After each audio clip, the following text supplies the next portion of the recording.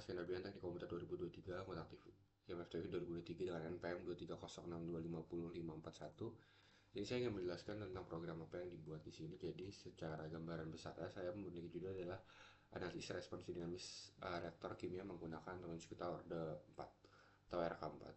Di sini, simpelnya program ini mengimplementasikan analisis numerik untuk mensimulasikan dan mengoptimalkan modul reaktor kimia menggunakan metode Rutherford 4. Program ini dirancang untuk melakukan hal-hal berikut, seperti simulasi respon dinamis reaktor kimia, optimasi parameter, dan analisis dan visualisasi data.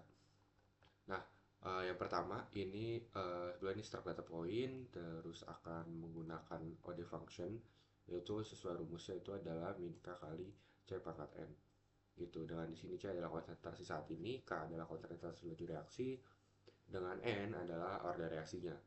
Nah, lanjut, mungkin langsung kita ke main saja untuk menggambarkan ada apa saja.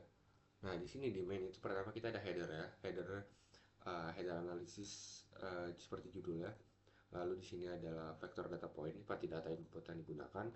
Um, Data yang saya gunakan adalah data yang berdasarkan dari buku uh, analisis numerik. Nah, di sini kita tampilkan datanya. Pertama, tampilkan data itu akan menampilkan data tersebut.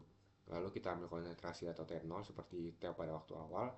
Nah, data itu akan digunakan uh, untuk optimasi parameternya gitu. Jadi sehingga ditemukan uh, para parameter yang sudah teroptimisasi itu parameter yang mana dan berapa gitu.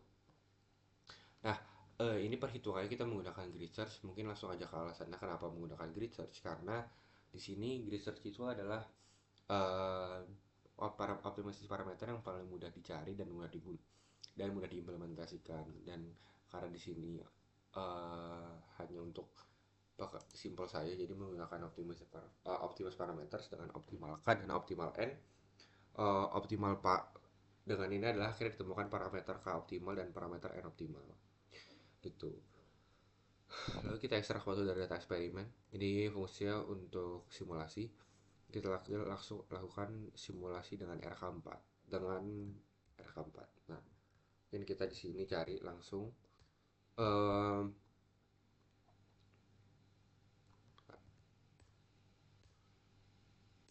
ya. Nah, ini functionnya. Functionnya ini sebenarnya sama seperti yang ada di sini. Nah, kita menggunakan metode ini untuk nilai aproksimasi gradien. Dan dengan menggunakan for loop. Nah, lanjut setelah itu kita akan menghitungkan SSR final. SSR final di sini apa? SSR itu adalah sum of squared residuals, yaitu selisih antara konsentrasi hasil simulasi dan konsentrasi eksperimen. Jadi makin kecil sebuah SSR makin bagus maka model tersebut. Um, Kita bisa lihat di sini calculate. Di sini function SSR itu di sini sebetulnya formulanya itu adalah sum of y predicted dikurangi eksperimen habis itu kita kuadratkan. Nah, ini kita menggunakan for loop aja biar lebih mudah dan uh, hitungan dimulai di sini.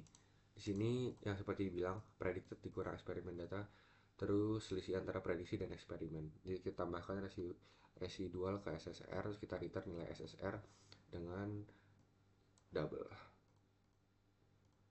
Nah, setelah itu kita tampilkan hasil analisis ke konsol, terus kita simpan ke file CSV. Sini saya menggunakan dua CSV, yaitu adalah hasil simulasi untuk untuk mengasih tahu bahwa ini waktu, ini konsentrasi eksperimen, ini konsentrasi prediksi dan residualnya berapa.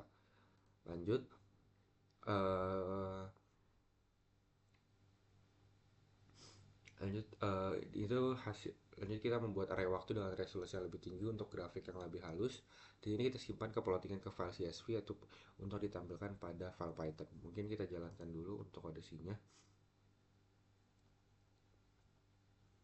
Nah, eh, untuk kodesinya itu adalah analisis respon dinas reaktor dengan ini datanya, dengan dia melakukan optimasi dan ditemukan parameter optimal ya.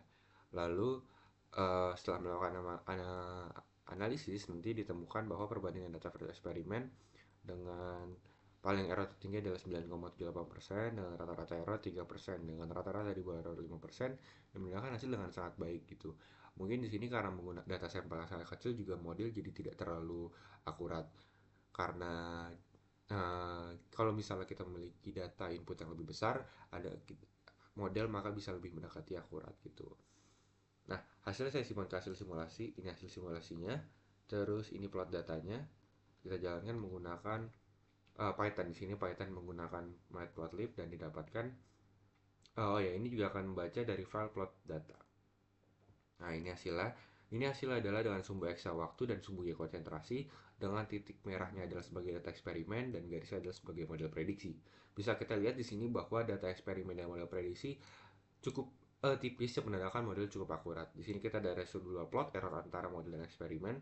Di sini sebagai titik merahnya itu adalah titik 0 ya, gitu, yang menandakan makin jauh makin jelek. Tapi di sini kalau misalnya kita lihat pada sumbu Y-nya itu adalah maksimal di 0,15 atau di ini mungkin bisa hampir di antara 0,5 sampai 0,2, yang menandakan itu sudah cukup, model sudah cukup baik gitu. Uh, Paling sekian hasil dari analisis saya. Terima kasih.